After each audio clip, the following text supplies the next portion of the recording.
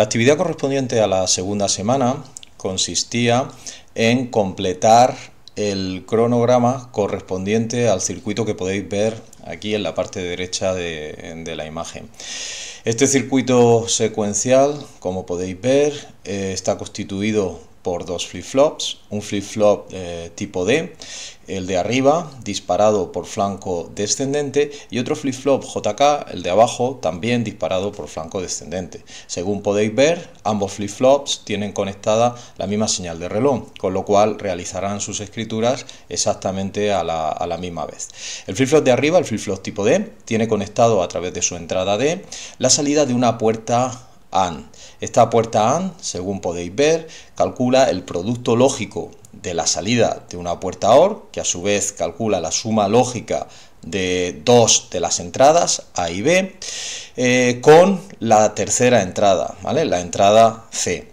En cuanto al flip-flop de abajo, el JK, la entrada K está conectada directamente con esta última entrada, la entrada C, mientras que la entrada J aparece conectada con la salida Q negado del flip-flop de arriba, ¿vale? Del flip-flop D.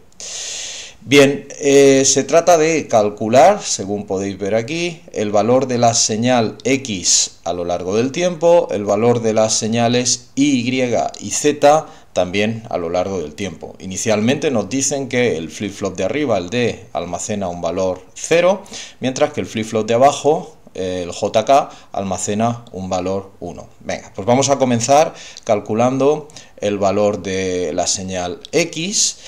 Y antes de nada es conveniente escribir la ecuación lógica correspondiente a lo que sería esa señal X. Bueno, esa ecuación lógica obviamente es el producto lógico de lo que sería la suma lógica de A y B, como hemos visto, y C. Claro, a la vista de la ecuación lógica nos damos cuenta de que el valor de X, de la señal X, va a ser 0 en todos aquellos intervalos de tiempo en los que C sea 0, ¿vale? Cuando C sea 1, el valor de X dependerá de que A o B o ambas valgan 1, cuyo caso, bueno, en ese caso será 1, o si A y B valen 0, pues será 0.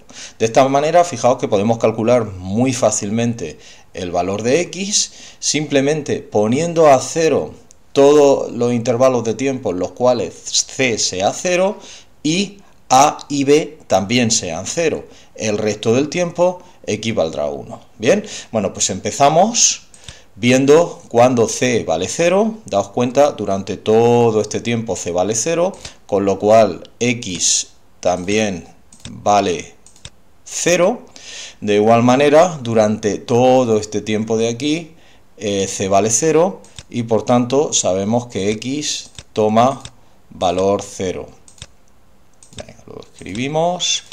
Bien, de igual manera hemos dicho que X valdrá 0 cuanto tanto B como A también valgan 0. Vemos que, fijaos, en este caso de aquí, consideramos solo esta parte de aquí, que es la que nos queda por completar, y vemos que en este intervalo de tiempo de aquí, A vale 0 aquí y B también vale 0 aquí, con lo cual en este momento, durante todo ese tiempo, X también es 0. El resto del tiempo sabemos que X pues va a valer 1, con lo cual podemos completar fácilmente la señal teniendo en cuenta lo que acabamos de comentar. Bien, ya tendríamos completada el valor de X. Vamos a continuar a continuación con el cálculo de Y. Como siempre, Como siempre, se trata de un elemento, en este caso un flip-flop. Tenemos que marcar, por tanto, los flancos activos de la señal de reloj, en este caso los flancos descendentes. En este caso es un flip-flop tipo D. El valor de la salida Y, que en este caso bueno, está conectada a la señal Y con lo que sería la salida Q del flip-flop, pues va a depender de los valores que tome la entrada D, que en este caso tenemos conectado X, en los flancos activos de la señal de reloj.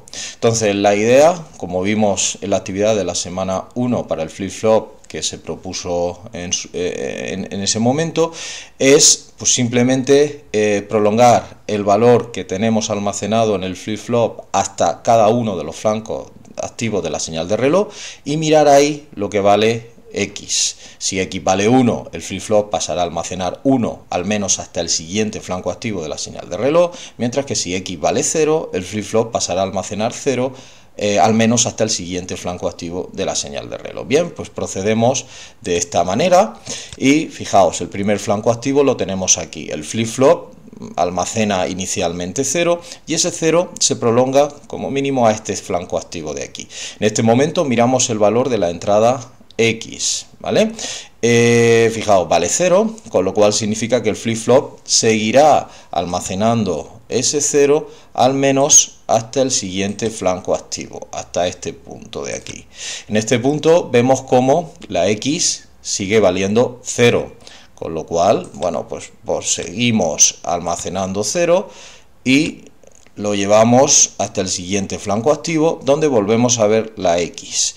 La X en este caso almacena un valor 1, con lo cual el valor de la salida Q del flip-flop D y por tanto Y que está conectado a ello pasaría a almacenar 1. Este 1 se prolongaría como mínimo durante un ciclo, es decir, lo llevamos hasta el siguiente flanco activo. En este flanco activo volvemos a mirar el valor de X, sigue valiendo 1, con lo cual este 1 seguimos almacenándolo hasta el siguiente flanco activo. Vemos que ahora X vale 0, con lo cual el flip-flop pasaría a tomar valor 0 y lo llevamos hasta el siguiente flanco activo. Y finalmente el último valor de X que vemos es 0 y por tanto el flip-flop, bueno, pues seguiría almacenando ese valor 0. Bien, hemos completado lo que sería la señal Y, que, bueno, de las dos que nos piden correspondientes a los flip-flops es la más sencilla. Continuamos con la señal Z, que como veis es la salida Q del flip-flop JK. Bien, las entradas del flip-flop JK, como os decía al principio, están conectadas de la forma que veis aquí, ¿no? La entrada K del flip-flop está conectada con la entrada C, ¿vale? La entrada C, fijaos que la tenemos, ahí no hay problema. Y la entrada J está conectada con la salida Q negado del flip-flop de arriba. En este caso la salida Q negado no la tenemos directamente, sin embargo, recordad que la salida Q negado es precisamente la negación de lo que sería la señal Y, que sí tenemos calculada, con lo cual simplemente lo que haremos es considerar el valor de Y, pero eso sí, negándolo en cada flanco activo de la señal de reloj para la entrada J. Bien, entonces el flip-flop JK inicialmente almacena un valor 1. Procedemos igual, este valor 1 se lleva hasta el primer flanco activo, hasta este punto, y se miran los valores de las dos entradas, ¿vale? Los valores de J, que hemos dicho que sería Y negado, y el valor de K, que sería C. Fijaos, Y negado sería un valor 1, ¿vale? Mientras que C, en este caso, toma el valor 0. Sería, por tanto, la combinación 1, 0, a las entradas J y K respectivamente, y eso se corresponde con hacer un set. El flip-flop ya almacenaba un 1, con lo cual al hacer el set se vuelve a almacenar un 1 que se prolonga como mínimo hasta el siguiente flanco activo de la señal de reloj. Llegados a este punto volvemos a hacer la misma operación. Vemos que Y vale 0, por tanto Y negado vale 1 y C sigue valiendo también 0, con lo cual volvemos a tener la combinación 1, 0 a las entradas J y K del flip-flop y por tanto se vuelve a hacer otro set. Bien, prolongamos este 1 hasta el siguiente flanco activo y volvemos a repetir. Entonces aquí hay un aspecto muy interesante. Bueno, mientras que para la entrada C no hay ningún problema, nadie tiene ninguna duda, está claro que vale 1. Fijaos lo que ocurre para la señal Y, ¿vale? La señal Y precisamente en este punto cambia de valer 0 a valer 1. Claro, la cuestión que os suele surgir llegado a este momento es, bueno, ¿y qué valor tengo que tomar, ¿no? ¿El valor de la izquierda o el valor de la derecha? La respuesta es muy sencilla. Pensad que el valor de la derecha es el valor que se genera tras el flanco activo, después del flanco activo. Nosotros tenemos que mirar el valor antes del flanco activo. Recordad que los dos flip-flops reaccionan, es decir, se escriben a la misma vez, con lo cual cuando este flip-flop se escriba, lo hará considerando el valor que había antes del flanco activo, nunca este de aquí, ¿vale? Por tanto, fijaos, cuando llega al flanco activo, la señal Y negada valdría 1, es decir, que en la entrada J tendríamos un 1, y en la entrada, en este caso K, veríamos un valor de C también 1. El flip-flop entra, por tanto, en un estado de alternancia, puesto que ahora almacenamos 1, pasamos a almacenar 0 y prolongamos el valor pues hasta el siguiente flanco activo. En este momento hacemos lo mismo. Fijaos que en este caso Y vale 1, con lo cual Y negado vale 0, es decir, aquí tendríamos un 0, y C sigue valiendo 1, con lo cual la combinación es 0, 1, que se corresponde con un reset. Bueno, teníamos 0, eso significa que volveremos a almacenar 0, es decir, que llevamos otro 0 hasta el siguiente flanco activo de la señal de reloj.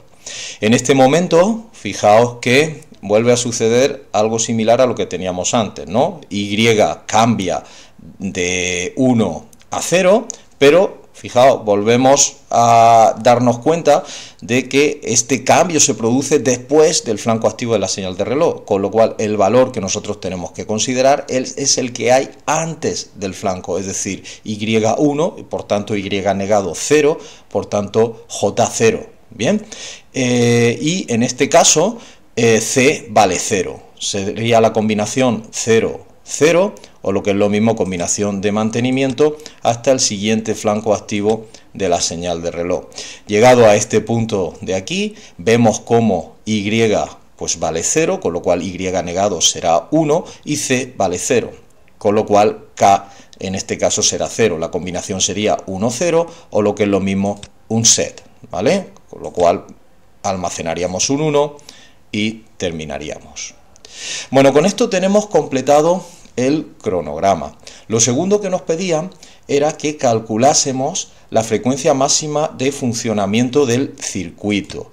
Bien, recordad, nos dan los retardos de los distintos elementos que constituyen el circuito. Nos dicen que las dos puertas lógicas tienen un retardo, introducen un retardo de 10 nanosegundos, y los flip-flop hacen lo mismo, en este caso 30 nanosegundos. Los dos flip-flops tienen exactamente el mismo retardo. Entonces, lo que se trata es de definir el tiempo mínimo entre dos flancos activos de la señal de reloj, es decir, cuánto tenemos que separar como mínimo esos dos flancos activos de la señal de reloj para que el circuito funcione correctamente. Bien, entonces de lo que se trata básicamente es de asegurarnos que los elementos de estado, los flip-flops, tienen los valores correctos para cada una de sus entradas. Entonces nosotros lo que vamos a hacer es ponernos en un flanco activo y calcular el tiempo que vamos a necesitar para obtener cada una de las entradas de los flip-flops, es decir, la entrada D, la entrada J y la entrada K. La entrada que más tiempo tardemos en calcular es la que determina la frecuencia máxima de reloj, ¿vale? La que determina el tiempo de ciclo mínimo y por tanto esa frecuencia máxima de reloj. Bien, bueno, pues lo que vamos a hacer es empezar o ponernos, como hemos dicho, en ese flanco activo. Es decir, cuando llega el flanco activo de la señal de reloj, suceden dos cosas. Lo que sucede es que en ese momento se va a escribir el flip-flop D y el flip-flop JK con los valores de las entradas que se calcularon en el ciclo anterior. A la misma vez nos van a proporcionar los valores de las entradas A, B y C correspondientes a este nuevo ciclo. Recordad, un flanco activo marca el final de un ciclo y el comienzo del siguiente, y al comienzo de cada ciclo nos van a proporcionar los valores de las entradas correspondientes a ese ciclo, ¿de acuerdo? Entonces, fijaos, inicialmente, si nos ponemos en este punto de aquí, fijaos que ya vamos a tener calculado el valor de una de las tres entradas de los flip-flops, concretamente el valor de la entrada K, ¿vale?